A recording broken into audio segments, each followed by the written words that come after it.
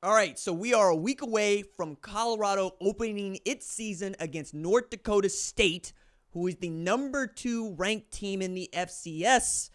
And we need to talk about that. We need to talk about what else is going on at Colorado, expectations for Colorado. I've been really trying to think about how to do this segment for some time, and I realize that there are going to be some folks that don't agree with some of the things I'm going to say. I'm going to be a little bit tweaked. On the other hand, I know that there are some people that are absolutely going to get down with this. But you're going to have to follow me on this to see where I'm going.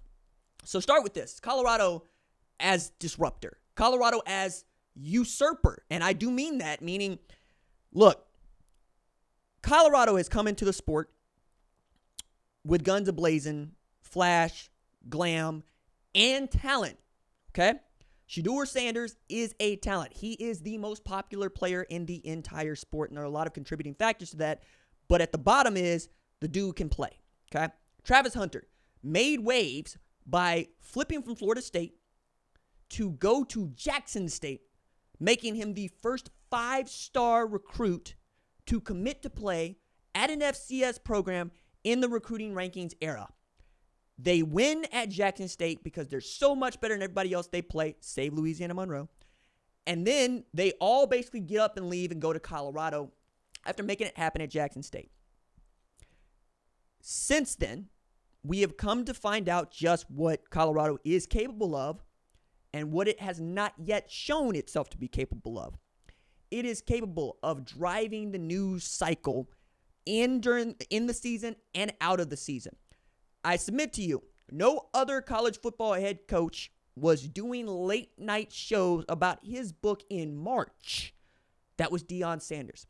I submit to you, Colorado had 3 of the most watched football games in the entire country all of last year. The Colorado State game outdrew the Pac-12 championship, which featured 2 Heisman finalists and a college football playoff participant and runner-up. Okay. We also know that Coach Prime is an outstanding disruptor and an outstanding marketing agent. Like between Prime and Taylor Swift, we're talking about 2 of the Ryan Reynolds, 3 of the greatest marketing agents of our lifetimes. Full stop. What they are able to do given an opportunity.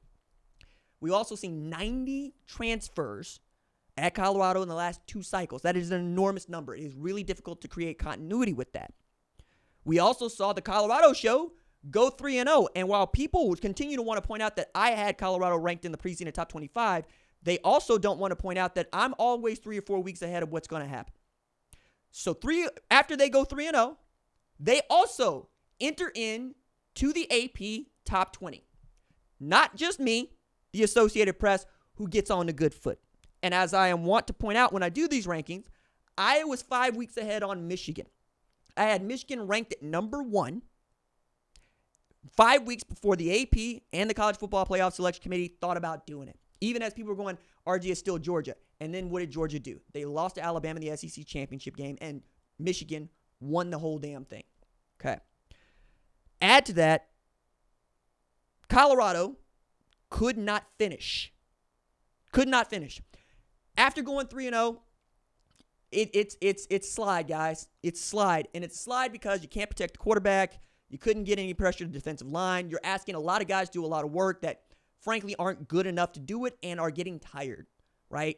As much as we love Travis Hunter and as much as we love Deion Sanders, Travis Hunter playing both ways ends up him running out of gas, man. And look, it's one thing for you to get beat every now and again. And I realize that Colorado has a secondary, but everybody wants to say Colorado has a secondary with Travis Hunter ain't necessarily being the guy that we expect him to be. Alec Ironmanner went for 294 receiving yards, 13 catches, 3 TDs, and they were able to come back and beat Colorado after trailing 28-0. Okay. Also add to this, Torrey Horton was the first guy to absolutely show y'all, hey, I can get him too. And Torrey Horton is also back at Colorado State. They got rock bottomed by Washington State. They lost by 42 points to Washington State, who finished 5-7 last year because they could not hold together at the end of the year. Shador got hit 199 times last year. 199. He was sacked 50 times. He got hit so hard and so often that his vertebrae broke and he could not play the last game of the season. Now you are entering a season unlike any other. They are picked to finish 11th out of 16 by professionals who cover the Big 12. And they're going to host a North Dakota State program that is 9-4 all time against FBS programs and number 2 in the FCS rankings going into Thursday's matchup. Now, this North Dakota State Bison team ain't the 2013 team, ain't the 2017 team, ain't the 2018 team, ain't the 2019 team. But they still really, really damn good.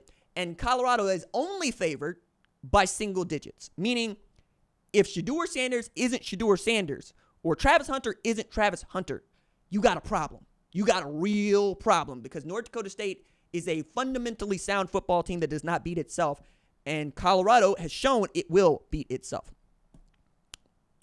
Now, I guess the way that I might put that is they're not as good as they once were, but they're as good once as they ever were, and that once may be you putting money in the bag come Thursday. Might be our earliest ever segment for putting money in a bag. And I'm telling you, when you got Prime telling people to fill up Folsom, something he didn't have to do last year, you know that they are feeling it in Colorado. Now, I understand that there's some folks that are going, hey, RJ, they upgraded the roster. I'm like, I would like to see it.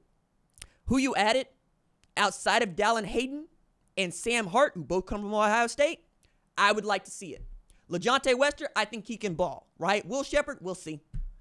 But wide receiver is not the need for them. Neither is tailback, if we're being honest about it. I mean, you had a Dylan Edwards that didn't do much because you were throwing the ball all over the yard, and Alton McCaskill didn't do much at all either. I think if you want to commit to running the football, that's going to help tremendously, but you got to commit to running the football, and that's what Pat Shurmur is doing. But it's not as if Sean Lewis was doing something that Deion didn't want him to do, which is build around the quarterback. That's what the veer and shoot does. You are throwing the ball all the time because you're trying to take advantage of 2-on-2 or 2v1 situations by catching the defense out of alignment as you're going super fast. Pat Shurmur, they're going to slow it down, so we think. But if you slow it down and you still can't move the ball, that ain't going to help you.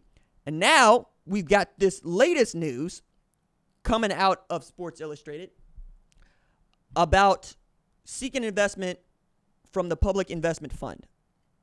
What I found interesting about that is not necessarily that it's the PIF, although I'm sure that that's going to be a sticking point for a lot of other people. What I find interesting about that is Colorado's looking to raise money for name, image, and likeness. And this is at a program where Prime has said, I don't have any money to pay nobody with. You want to do that, go somewhere else. And they are. But it feels like they're quietly, we're trying to find enough to pay for good players to go to Colorado. And we know this because Trevor Riley got his receipts. And upon losing the special teams coordinator job, he came out with those receipts. Also, he told folks he's getting paid $90,000 a year to be special teams coordinator. I'm going, dog, you are grossly underpaid. That job is about $300,000 in a Power 4 conference. Getting paid $90,000. Now, he also was throwing everybody else out there trying to say I was making all these inroads, trying to get these deals done for people on name, image, and likeness, and y'all left me hanging out to dry. And it's just not a good look. When you got people talking like this, it's just not a good look. I think what Trevor Riley is really putting people on game with when he says, I even went to Saudi Arabia and got a meeting with the Saudis who were interested in pursuing business. I don't even know if that's true, right? I'm not going to take him I'll take him at his word. I think the thing to take away from this is that you're getting two very different narratives, right? You're getting the narrative from within, like Warren Sapp, who is excited to be there, who feels like he's got a calling, who feels like he's finally doing something that requires more of him than just being a great football player or being a great analyst for that matter. You have Phil Lodeholt, who I think is an outstanding offensive line coach and has the capacity to turn Jordan Seaton into the 5-star first-round prospect that he expects to be. I think that you've got some men on that staff who really do want to go out and win. I think Robert Livingston has a lot to prove, right? He wants to be able to turn that defense that Charles Kelly couldn't into a winner. But I think more than that, to know that you are seeking name, image, and likeness does not make you different than anybody else. Doesn't make you different than Oklahoma for that matter. You're trying to streamline your process. That's great. I think Missouri has set the standard for what name, image, and likeness marketing should look like when it's working in concert with the program, and they're seeing the dividends pay. They are going to be a force in the SEC after not really being thought of for the last 4 years. Even going back further than that, when they were the ranked number one team when Chase Daniel was there playing Oklahoma. I think as we continue to talk about Colorado, we also have to talk about they're going to play national television game against Nebraska following the national television game on ESPN on NBC.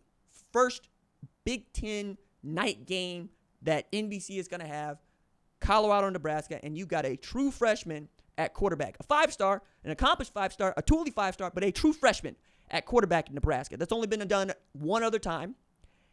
And you know that Nebraska and Matt Rule want this win in the worst way. In the worst way. And that game is in Lincoln this year. So after you play a tough opponent in North Dakota State, you're playing an opponent that some people believe is a top 25 program in Nebraska, and that many don't think it's out of the question to be undefeated when they go to play Ohio State. I think you have to take that into account if you are a Colorado fan, if you're a Prime fan. People feel good about this Nebraska team. That's not something people have been able to say with any sort of, urgency outside of Lincoln for some time. We know that year 2 at Matt Rule turns into going bowling. Okay? We don't know what year 2 at Colorado is going to be for Prime because last year was the first season we'd seen where he lost more games than he won. Full stop. We're going to see what the depth looks like. And then after that, you got Colorado State at Colorado State. And they want it in the worst way. They feel as if you made it personal by making it personal, right? Jay Norvell, also like Matt Rule, wanted it in the worst way. Now, wanting it don't mean getting it, but it does mean that there is a lot going on in and around. And there's only so much that you can control as a head coach, especially if you're getting your Busta Rhymes on. I think we're going to find out quite a bit about what Colorado is made of in a way that, we all want to see.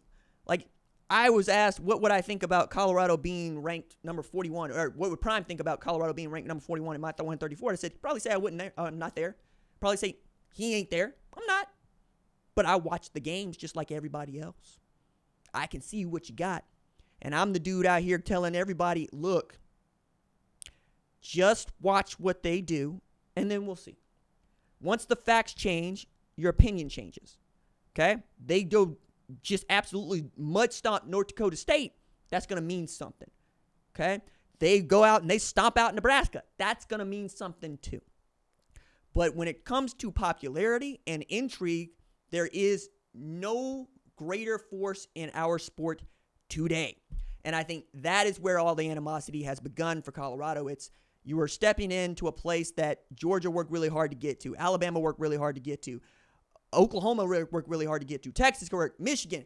All these programs that are blue bloods that have sacrificed so much to get here, go watching a nothing program in Colorado, no shade, just no personality, become the focal point of our sport, and they feel some kind of way about it.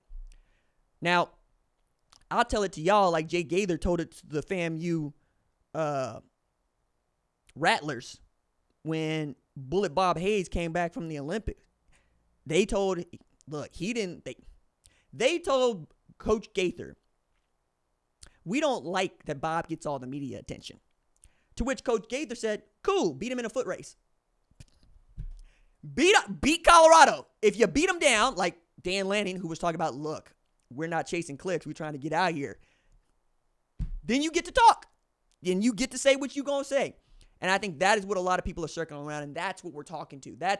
It's the ground we're fighting on. Like, I don't like this thing where it is me versus Prime or me versus Colorado or any of that stuff because I don't really care. What I care about is what do you care about and why are we talking about them? You care about Colorado, so we talk about them. I'm curious to find out if the lesson that is learned is the one that, frankly, many of us have to learn once we get where we're going, which is the thing that got you here is not going to be the thing that keeps you here. There is a fine line between doing you and doing you to ill effect. Fall back is a phrase that sometimes gets told to me. And when I hear it, it's usually good. But when I'm also told, hey, RJ, go hunt. There's nothing else I would rather hear, dog. Just let me go hunt. And I think Prime is in a position where he will be able to look at his players and say, go hunt. I would love for him to develop into Jimmy Johnson, right? Jimmy Johnson at Miami was very clear to his players. You just go win football games and I will handle everything else. I will bring all the energy and media and bad vibes to me so you can go play. I think because Prime is a singular figure in sports history, played in the World Series, won a Super Bowl, won 2 Super Bowls, swung the balance of power from the 49ers to Dallas Cowboys simply because he decided to go to play for Dallas. You can do that. He can be that guy for them, and I think he wants to. I think he really does want to give them the opportunity to go out there and do what they know how to do, but you got to win. You have to win. You can't do all of this and not win. People are coming after you for all the stuff that doesn't matter. But if you go win football games, people will talk well about you. There will be no need to defend anybody ever. There will be no need to say, I'm not talking to this person, I'm not talking to that person. There's no need to stoop. There's only, hey, I know who I am. I'm asking for a proper amount of respect. Outside of that, let's go make it do what it do. But for now, the best thing you can hope for Colorado, if you are a Colorado fan, is that they win every game they play. And if they do not, that they give you something else to work with. I say this often because I believe it and it is true. 3 things get you jobs. 3. Be on time, be good at your job, have people like you. You only need 2 of the 3. If you are on time and good at your job, people ain't gotta like you. If you are likable, but you're not on time, be good at your job. It's just 2 of those 3, dog. That's it. I think as we continue to talk about what Shedeur does or doesn't do, Travis does or doesn't do, also remember there are other players on that program, and they're pretty damn good, but they got to be great this year because the cacophony is getting louder. It's very loud noise. Everybody seems to want to think that they got a dragon, but only a few of us are Targaryen.